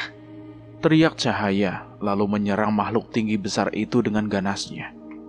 Pedang di tangan Cahaya berkelebatan menjurus pada daerah kematian lawan. 1-2 kali makhluk itu masih dapat menghindar. Namun selanjutnya ia mulai terdesak dan tanpa ampun pedang itu tepat menebas bagian leher. Seketika itu juga kepala makhluk berambut gimbal itu jatuh menggelinding di atas tanah. Dan terlihat pemimpin mereka tumbang. 3 makhluk yang masih hidup segera melarikan diri. Cahaya menyarungkan kembali pedangnya setelah sebelumnya ia bersihkan dengan bulu-bulu hitam makhluk yang menjadi korbannya. Nah, sekarang kamu sudah aman, anak cantik. Kemarilah, kamu tidak usah takut denganku. Ucap Cahaya memanggil Nana yang masih menundukkan kepala. Nana mendekati kami dengan tubuh masih gemeteran. Aku tidak peduli kalau nanti Cahaya akan marah padaku. Dengan cepat aku memeluk Nana yang langsung membenamkan wajahnya di dadaku. Maafkan aku, Nana. Aku tidak bisa menjagamu sehingga terjadi hal ini. Ini semua salahku. Kenapa aku menuruti temanku untuk naik ke gunung ini? Nana, apakah prajurit itu tidak menyakiti kamu? Atau berbuat kurang ajar? Tidak, Mas. Dia memperlakukan aku dengan baik. Dan ia bermaksud membawaku agar aku berkumpul bersama keluarga mereka di puncak sana. Akulah yang seharusnya minta maaf, Mas. Sehingga kamu dan teman-teman tentu mencari aku. Dia itu siapa, Mas? Tanya Nana sembari ekor matanya melirik ke arah Cahaya. Oh iya, mari aku kenalin. Kataku lalu mendekati Cahaya yang menyimpan raut wajahnya seakan cemburu melihat kami. Ini adalah Cahaya Hanum, seorang pendekar wanita pada masa kerajaan Majapahit. Entah kenapa mereka bisa kita temukan pada abad sekarang ini. Mungkin ini hanya sebuah misteri yang ada di gunung ini. Dialah yang menculik aku saat aku ketiduran di dalam gua setelah memberikan potongan kertas ke dalam gubuk tempat kamu disekap itu. Tapi dia juga yang telah membantuku untuk menyelamatkan kamu. Nah, ucapkan terima kasih padanya. Tidak usah berlebihan. Aku menculik kekasih kamu ini bukan tanpa sengaja. Aku melihatnya sebagai pemuda yang punya keberanian, meskipun dia tahu akan resiko yang belum tentu bisa menemukan kamu. Malah nyawanya sendiri yang akan jadi taruhannya. Dia juga tampan dan layak untuk menjadikan keturunanku nanti. Dan sesungguhnya kekasihmu ini adalah suamiku. Cahaya tertawa nyaring dan tentu saja membuat aku dan Nana tidak mengerti maksud ucapannya. Apa maksud kamu, Cahaya? Kamu bilang aku suami kamu? Apa kita sudah menikah? Jangan pura-pura bodoh di depan kekasih kamu ini. Apa yang telah kita lakukan itu adalah sebuah ikatan batin antara kamu dan aku. Dan kata menikah hanyalah sebuah kata tertulis saja. Dan pernikahan kita sudah berlangsung selama kita berhubungan badan. Kamu mengerti itu? Dan itu adalah sebuah perjanjian yang tidak tertulis di antara kita. Kata-kata Cahaya tentu saja membuat Nana merasa tidak nyaman bersamaku.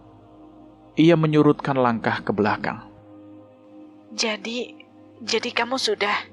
Nana, semua aku lakukan demi keselamatan kamu, Nana. Aku sama sekali tidak punya niat untuk melakukan itu bersamanya. Aku hanya mencintai kamu. Nah, sekarang kalian sudah bebas. Tapi sebelum aku mengantar kalian, sebaiknya kalian ikut bersamaku dulu, agar ibundaku merasa dihargai. Cahaya mengajak kami untuk menemui ibundanya. Aku melihat nenek tua itu masih tetap berada di kursi malasnya, sama seperti semalam. Apakah dia memang sudah tidak dapat lagi berjalan?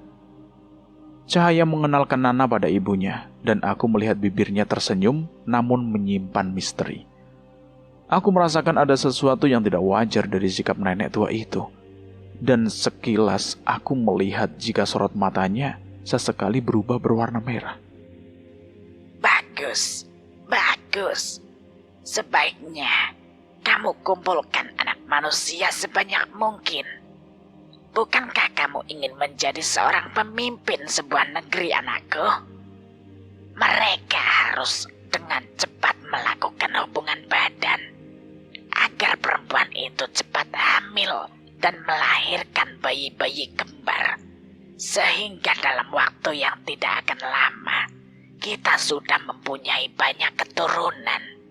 Cari sebanyak mungkin wanita yang masih muda-muda. Nenek tua itu berkata sangat mengejutkan. Berarti Cahaya menolong Nana hanya karena dia wanita, dan kami berdua akan disandra untuk bisa melakukan hubungan badan demi mendapatkan keturunan untuk menjadi pengikut mereka.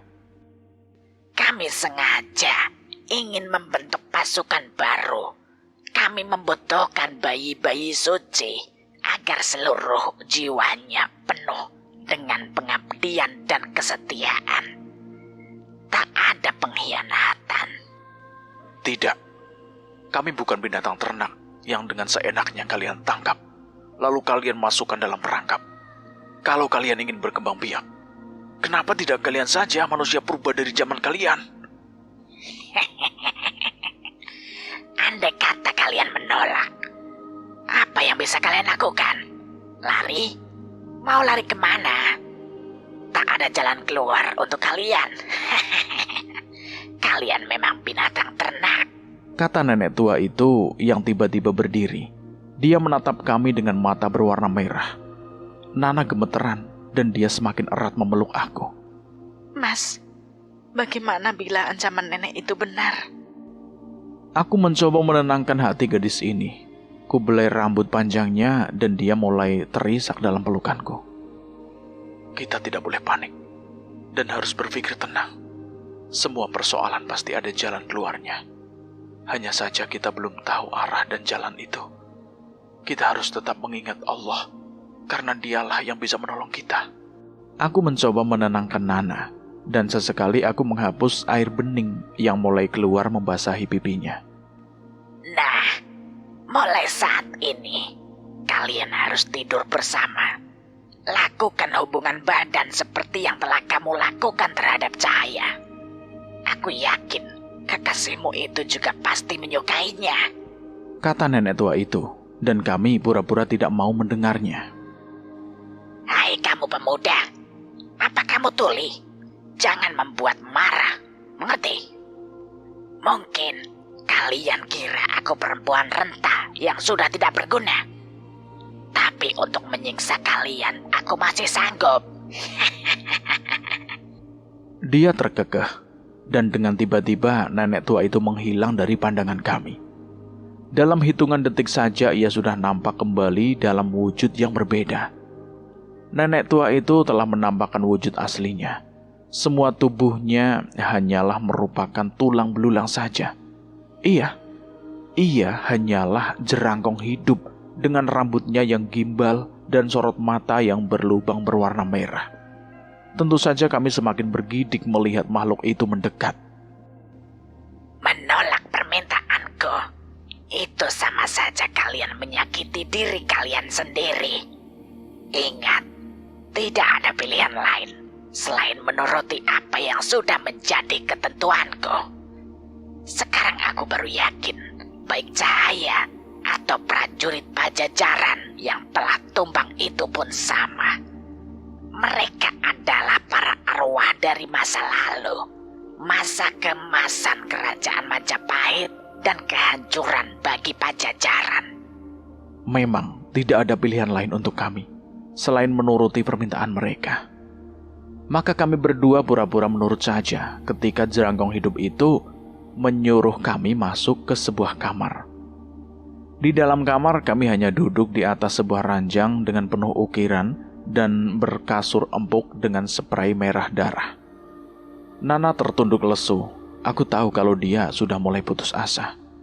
Aku membelai rambutnya, memberikan kekuatan dan ketabahan hati dalam menghadapi cobaan ini. Kita tidak boleh menyerah, Nana.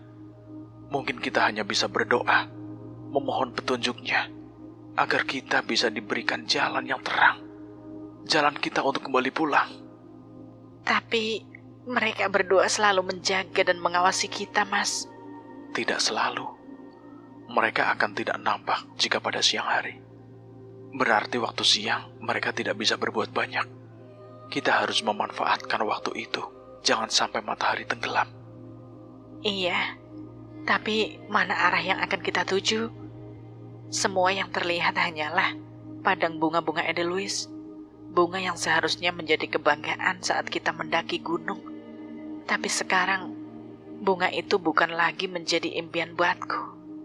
Aku hanya ingin kita bebas, Mas. Iya sayang, tenang saja. Kamu bilang sayang, Mas? Iya, aku sangat menyayangi kamu, Nana. Aku tidak ingin kehilangan kamu. Untuk itulah, aku mempertaruhkan nyawaku demi kamu. Terima kasih, Mas. Aku bahagia mendengar pengakuan kamu. Dan aku memahami apa yang telah terjadi antara kamu dan Cahaya. Semua kamu lakukan demi aku juga, Mas. Nana semakin memelukku erat. Bau harum tubuhnya mengundang kelelakianku. Aku mengangkat wajah Nana yang nampak pasrah. Nana memejamkan matanya menunggu sesuatu dariku. Perlahan aku mengecup bibirnya yang telah terbuka. Hanya satu sentuhan kecil, namun telah sanggup menggetarkan seluruh jiwaku. Perasaan nikmat yang belum pernah aku rasakan dan bahagia melebihi apapun yang pernah aku miliki. Aku melepaskan kecupan, tak ingin terbawa arus nafsu birahi yang pasti akan menggoda untuk melakukan lebih. Kenapa tidak kamu lanjutkan, Mas? Aku percaya akan cinta kamu terhadap aku. Dan aku pasrahkan hidupku hanya untuk kamu. Tidak, Nana. Aku ingin mempertahankan kesucian cinta kita. Aku tidak ingin merusak kebahagiaan kamu dengan mengambil sari bunga surgamu sampai batas waktu yang akan menentukan segalanya. Pagi pun tiba, sang surya sudah menampakkan wajahnya dengan sinarnya yang keemasan. Sayangnya, mimpi untuk melihat matahari terbit di atas puncak sudah pupus. Aku melihat nenek tua itu sudah kembali dalam wujudnya sebagai nenek bungkuk dan tengah tenggelam dalam tidurnya di atas kursi malas. Aku mengajak Nana mengendap-endap agar jangan sampai terdengar oleh kedua makhluk aneh itu. Iya, aku juga mendengar suara dengguran yang cukup keras dari kamar Cahaya. Mata kami sangat silau memandang matahari yang menerangi padang bunga Edelweiss. Entah sudah berapa lama dan seberapa jauh kami melangkah, namun yang kami lihat hanyalah lautan bunga. Aku melihat Nana yang kelelahan, apalagi kami sudah tidak mempunyai bekal makanan. Untung saja Nana masih menyimpan sebotol air mineral. Kami pun hanya minum beberapa teguk saja demi menghemat hingga nanti.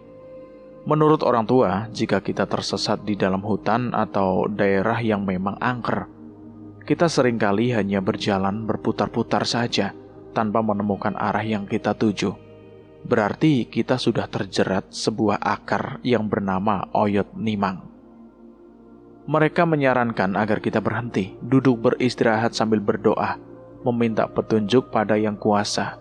Semoga diberikan jalan yang semestinya. Dan hal itulah yang kami alami saat ini.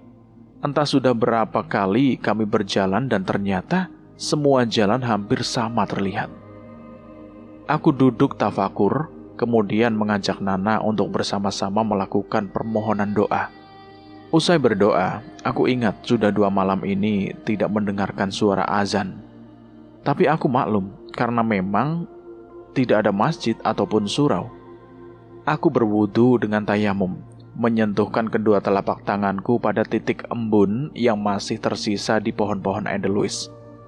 Dengan konsentrasi penuh, memutuskan pikiranku pada Yang Maha Kuasa, serta tanpa takut terdengar oleh Cahaya dan ibunya, aku segera mengumandangkan azan sebanyak 3 kali. Setelah itu, aku kembali berdoa. Saat itu, Nana juga masih tenggelam dalam ayat-ayat suci Al-Quran. Dan di penghujung bacaannya, Nana berteriak keras memanggil nama seseorang. Abah, Ambu, tolong aku. Nana berteriak berulang kali. Nana, istighfar sayang. Ini hutan. Percuma kamu memanggil Abah dan Ambu kamu. Mereka tidak akan mendengar. Istighfarlah. Aku khawatir kalau Nana mendapat guncangan jiwa yang hebat. Aku memeluknya. Kabut tipis yang seharusnya berkurang karena sinar matahari, kini malah bertambah tebal. sehingga menghalangi penglihatan mata kami. Dan secara aneh, tiba-tiba seberkas sinar putih yang menyilaukan jatuh menghujam tak jauh dari tempat kami duduk. Dan setelah kilatan sinar tadi menghilang, kami melihat sebuah pohon besar berdaun rimbun. Sepertinya ini adalah petunjuk jawaban dari doa kami. Mas, aku seperti tadi melihat Abah berjalan ke arah sini. Apa mungkin ini juga merupakan petunjuk? Kata Nana, menunjuk ke arah pohon besar yang terlihat dengan tiba-tiba. Ayo Nana, kita bergerak. Sebelum siluman itu tahu kalau kita kabur dari sarang mereka. Kami bergegas menuju pohon besar itu, dan setelah kami perhatikan, Mas, sepertinya di sini aku pipis malam itu. Iya betul, aku masih ingat dengan akar-akar besar dan lubang di bawahnya. Apa mungkin sebenarnya sejak tadi kita berada di sini? Hanya mata kita saja yang tidak bisa melihat karena tirai gaib. Tirai gaib? Mungkin juga. Mereka sebenarnya datang bukan dari alam manusia, tapi alam jin, atau entah apa namanya. Alhamdulillah. Sekarang kita coba untuk mengikuti jalur yang akan membawa kita ke bawah sana. aku melihat jam di handphoneku, ternyata masih pukul 11 siang. Berarti kami masih punya waktu yang cukup untuk melakukan pelarian sebelum waktu matahari terbenam. Jalan turun memang agak licin karena debu dan lumut. Maka aku menyarankan Nana agar jangan terburu-buru, karena beberapa kali ia terpleset. Dan setelah kurang lebih 1 jam kami berjalan turun, tiba-tiba Nana terjatuh dengan posisi kakinya yang tertekuk ke samping. Aku melihat dia meringis. Ia bangkit kembali, namun ketika hendak melangkah tidak bisa. Dipaksanya ia menyeret langkah dengan 1 tangan bertumpu pada pinggangku. Aku tidak tega melihat gadisku mengaduh kesakitan. Maka aku memutuskan untuk membuang saja tas gendong kami berdua yang jadi beban. Tapi kami harus mencari tempat pembuangan yang tepat. Dan ketika kami tiba di 2 jalur yang berbeda arah, aku melihat kompas di handphoneku. Kita harus berjalan ke arah kanan. Maka sebaiknya kita meninggalkan tas ini di jalur kiri. Maksudnya siapa tahu makhluk-makhluk penasaran itu mengejar kita dan menyangka kalau kita mengambil jalur yang berbeda. Kataku sambil membawa 2 tas dan melangkah kira-kira 5 meter untuk meninggalkan tas itu. Nana, sebaiknya kamu aku gendong saja ya. Ini demi mempercepat perjalanan kita. Tapi Mas, aku malu. Tidak ada yang perlu kamu pikirkan lagi, Nah.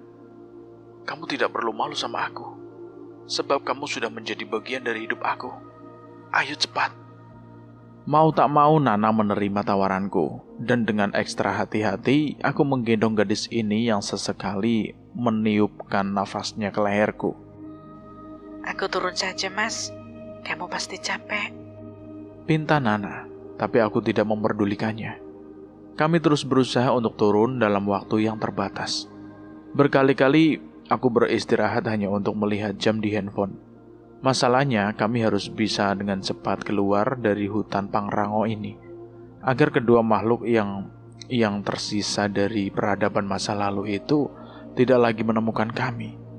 Lamat-lamat aku seperti mendengar suara-suara di kejauhan. Suara-suara yang melantunkan bacaan-bacaan ayat suci dari tahlil, tahmid, dan sholawat Nabi. Suara-suara itu semakin jelas terdengar. Entah suara itu berasal dari mana. Tapi yang pasti kami sudah berada di dunia nyata. 10 langkah berikutnya, samar-samar di depan sana terlihat sekelompok orang dengan pakaian seragam serba putih. Semakin dekat semakin jelas kalau mereka adalah murid-murid dari sebuah padepokan. Baik kami atau kelompok itu sama-sama berhenti. Mang Somad, Kang Sadri, ini aku Mardiana. Mas, cepat turunkan aku. Aku malu dilihat mereka. Teriakan Nana ternyata membuat kelompok pemuda tadi terpana. Aku menurunkan Nana dari gendonganku, dan dia merangkak mendekati sekelompok pemuda yang rupanya sudah sangat ia kenal. Aku tidak tega membiarkan Nana merangkak, maka aku memapahnya. Mardiana, apakah betul kamu Mardiana? Tanya pemuda yang dipanggil Mang Somad itu. Iya, Mang. Aku Nana. Alhamdulillah bisa ketemu dengan kalian. Lalu siapa laki-laki yang sudah berani menggendong kamu? Kamu tahu, kamu itu masih gadis, dan tidak sepantasnya dijamak tangan seorang laki-laki yang bukan muhrimnya. Mang Somad sedikit mengumbar kemarahan dan menunjuk ke arahku. Mamang tidak usah menyalahkan dia. Dialah yang telah berkorban menyelamatkan aku. Menyelamatkan kamu dari apa? Dan memangnya dia itu siapa? Dia adalah Mas Bakti, bukan orang kota yang bekerja di villa itu. Aku ikut mendaki karena aku melihat dia juga ikut mendaki. Kemudian Nana menceritakan semua tentang pengalamannya saat berada di hutan Pangrango ini. Berarti dia harus bertanggung jawab. Mang Somad kembali menunjuk ke arahku, dan itu membuat aku jadi gerah. Iya, aku siap bertanggung jawab. Karena akulah Nana tersesat. Dan karena akulah dia sampai dibawa oleh makhluk penghuni hutan ini. Demi cinta dan rasa kasih sayang, serta tanggung jawabku sebagai laki-laki, aku pun mencari Nana sendirian. Dan kami dipertemukan dalam dunia yang bukan milik manusia zaman sekarang. Kami bertemu dengan hantu-hantu prajurit dari kerajaan masa lalu.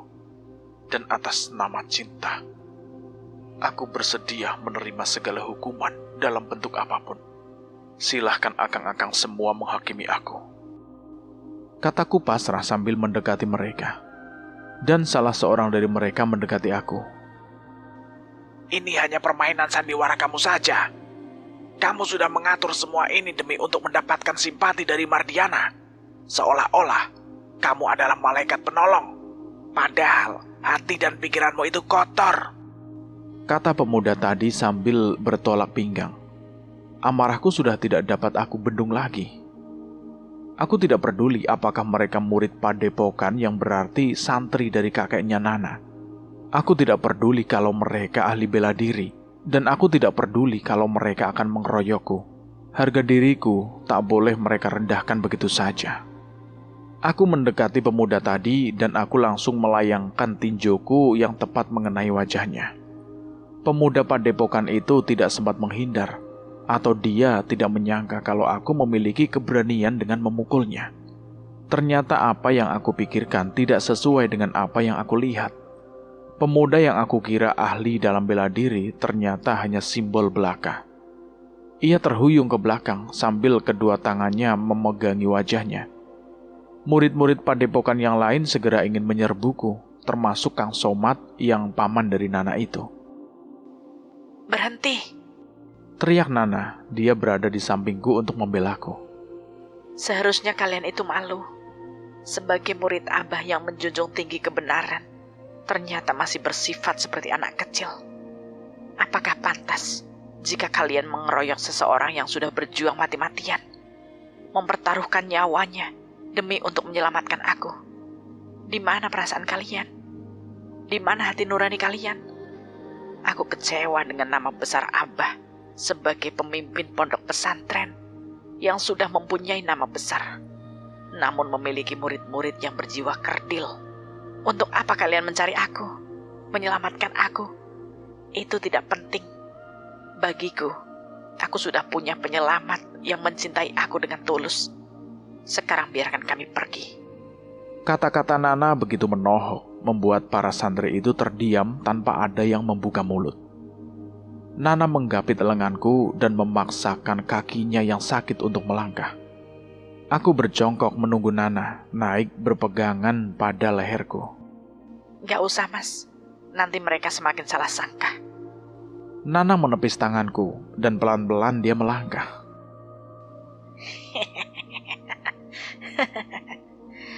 Kalian pikir bisa lari dari kami, hah? Tidak semudah itu. Perjanjian kalian dengan kami tetap berlaku. Tiba-tiba terdengar suara tawa cekikikan, dan dari balik pohon besar muncul dua sosok yang sudah tak asing lagi bagi kami. Cahaya dan neneknya yang bungkuk yang aku kira jompo itu, ternyata masih mampu berjalan jauh untuk mengejar kami. Siapa mereka? Tanya Mang Somad pada kami. Mereka adalah siluman atau hantu masa lalu dari kerajaan Majapahit. Merekalah yang menyergap kami agar kami mau melakukan hubungan badan demi untuk mendapatkan keturunan. Dan mereka berniat menculik para gadis atau pemuda yang akan menjadi rakyatnya. Mereka mimpi untuk menjadi seorang ratu dalam sebuah negeri. Hantu, tapi mereka seperti manusia. Pada mulanya aku pun menyangka begitu. Tapi coba Kakang lihat, perhatikan giginya. Mang Somad melihat pada kedua sudut bibir makhluk di hadapan kami. Cepat, kalian ikut kembali ke tempatku. Atau, oh tidak, aku tidak membutuhkan orang-orang seperti mereka. Kata Cahaya menunjuk pada kelompok pemuda santri. Tidak akan. Kalian tidak aku izinkan untuk mengambil kedua orang yang juga saudara kami. Kurang ajar. Kalian kira bisa menghalangi kami? Kalian pergi atau mati di sini. Cahaya melolos pedang panjangnya, sementara si nenek tua mengeluarkan cambuk yang membelit di pinggangnya. Bersiaplah kalian untuk mati. Mang Somad mengeluarkan senjata andalannya, yaitu sebuah kujang pemberian dari Abah, dan Kang Sadri segera menghunus golok pusaka besi kuningnya. Sementara murid lainnya mulai membaca ayat-ayat suci untuk melindungi ketua mereka.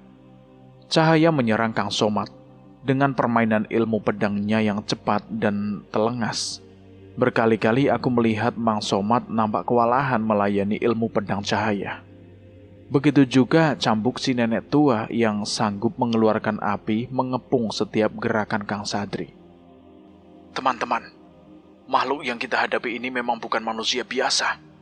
Mereka adalah siluman yang tidak punya rasa kasihan. Untuk itu, kalian harus mengumandangkan azan 7. Dengan kekuatan azan 7, tak ada satupun kesaktian mampu bertahan. Dan para santri yang di belakang berjumlah 7 orang segera berjajar. Lalu dengan serentak mereka mengumandangkan suara azan. Sungguh luar biasa pengaruh suara azan dari ketujuh santri itu. Selain bersuara merdu juga mampu menggetarkan pertahanan kedua makhluk tadi. Mereka tersurut mundur ke belakang sambil mendekap telinga mereka, sehingga mereka abai akan serangan yang mendadak dari Mang Somad dan Kang Sadri.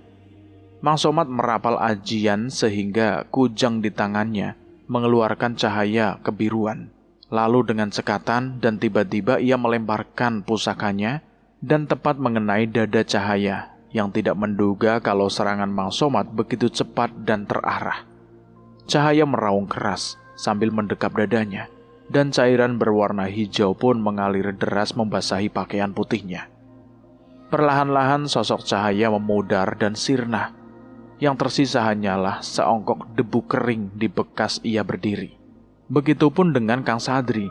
Golok pusakanya berhasil menebas kepala nenek tua itu hingga menggelundung ke tanah. Sosok nenek tua itu pun lenyap menjadi seongkok debu. Ternyata kehebatan dan kedahsyatan azan 7 atau adzan pitu sungguh luar biasa. Tak ada satu kekuatan ilmu atau kesaktian baik dari manusia atau jin yang mampu bertahan. Mang Somad dan Kang Sadri mendekati ongkokan debu bekas dari sirnanya Cahaya dan nenek tua itu. Kemudian mereka berdua membacakan mantra. Lalu kedua tangan mereka mengembang tepat di atas gundukan debu. Sungguh aneh. Debu-debu itu berterbangan di udara dan bercerai-berai. Arwah mereka tidak akan dapat bersatu kembali. Mereka telah menjadi debu yang tak mungkin bisa menyatu kembali. Ucap Mang Somad sambil meminta kami mengucap rasa syukur atas berakhirnya riwayat sang arwah dari masa lalu itu. Mang Somad menyarankan kepada para santri untuk membuat tandu. Selain kasihan sama Mas Bakti, yang mungkin sudah kepayahan menggendong Mardiana, juga sepertinya tidak pantas untuk dilihat. Ujar Mang Somad. Nana tidak enak hati untuk ditandu, tapi apa boleh buat, semua demi kebaikannya. Hutan Pangrango sudah kami tinggalkan jauh di belakang sana. Sesekali aku menoleh ke belakang hanya untuk mengenang betapa banyak sejarah yang tersimpul di atas sana. Namun sayangnya kami tidak dapat menikmatinya sebagaimana rencana kami sebelum berangkat. Tidak ada foto tentang puncak Mandalawangi yang menyimpan mitos tentang Prabu Siliwangi yang kabur dan bersembunyi di sana setelah kalah perang melawan Majapahit. Kami hanya bisa melihat dan memandang bunga Edelweiss sebagai bunga kebanggaan lambang seorang pendaki yang telah berhasil menampakkan kakinya di puncak sana. Dan kami tidak bisa mengukir sejarah tentang hikmatnya upacara bendera memperingati hari kemerdekaan. Yang kami bawa pulang hanyalah kisah pilu yang nyaris merenggut nyawa kami berdua. Aku mengucapkan terima kasihku yang begitu besar kepada para santri yang sudah menyelamatkan aku dan Nana. Kedatangan rombongan kami ternyata cukup mendapat perhatian dari warga setempat. Dan untuk yang pertama kalinya aku melihat sosok seorang pemimpin pondok pesantren yang sudah mempunyai nama besar dan cukup disegani di wilayah ini. Beliau adalah Kiai atau Ajengan Mustafa, seorang laki-laki yang sudah tua. Sikapnya begitu tenang dan berwibawa. Aku bukannya tidak sopan untuk tidak mencium tangannya atau mendekatinya, tetapi aku malu. Malu karena jiwaku telah kotor, ternoda oleh bujuk rayu iblis yang bernama cahaya. Pelan-pelan aku menyurutkan langkah untuk mundur dari kerumunan orang yang ingin melihat keadaan Nana Mardiana, cucu dari sang kiai. Tapi, Mas Bakti, kemarilah. Kenalkan, ini abah aku. Nana memanggilku, hingga mau tak mau aku mendekati mereka. Dengan berat rasa hatiku, aku mengulurkan tanganku pada sang kiai yang aku lihat ragu untuk membalas uluran tanganku. Abah, inilah Mas Bakti, orang yang telah menyelamatkan aku. Tanpa dia, aku tidak tahu bagaimana nasib aku. Dan Abah akhirnya menyambut tanganku. Aku pun langsung mencium tangannya. Tanpa aku duga sebelumnya kalau Nana berani mengambil sikap dan keputusan. Ia menghampiri aku dan Abah. Abah, aku mohon, Abah mau merestui hubungan kami berdua. Kami sudah saling berjanji untuk menjadi satu dalam menghadapi apapun yang akan terjadi nanti. Jika Abah menyalahkan Mas Bakti, Abah juga harus menyalahkan aku. Kami berdua sudah siap dengan keputusan Abah, tapi kami tidak siap jika Abah memisahkan kami. Kata-kata Nana mengalir begitu saja. Untuk beberapa saat, Abah hanya memandangi kami bergantian. Dan pada beberapa saat kemudian aku melihat senyum di wajah lelaki tua itu. Abah restui hubungan kalian atas dasar cinta dan bukan karena nafsu. Hanya itu yang dikatakan Abah. Namun kalimat yang sangat pendek dan sederhana itu terasa terdengar sangat indah. Seakan aku tengah mendengarkan sebuah lagu tentang perjalanan cinta kasih dua anak manusia. Kenangan hutan Pangrango mungkin tak akan pernah kami lupakan hingga nanti sampai kami dipersatukan oleh sebuah ikatan suci. Dan tentunya akan menjadi sebuah cerita untuk anak cucu kami nanti. Dan cerita ini tamat, selesai sampai di sini. Bagaimana menurut teman-teman tentang cerita ini? Silahkan tulis di kolom komentar. Terima kasih buat kalian semua yang sudah mendengarkan cerita ini sampai habis. Semoga kalian sehat selalu, panjang umur, bahagia selalu, dan sukses selalu. Dan buat teman-teman yang baru bergabung di channel ini, silahkan klik tombol subscribe dan tombol loncengnya, agar kalian tidak ketinggalan cerita terbaru dari kami. Dan saya mohon maaf jika ada kesalahan kata. Saya pamit undur diri. Wassalamualaikum warahmatullahi wabarakatuh.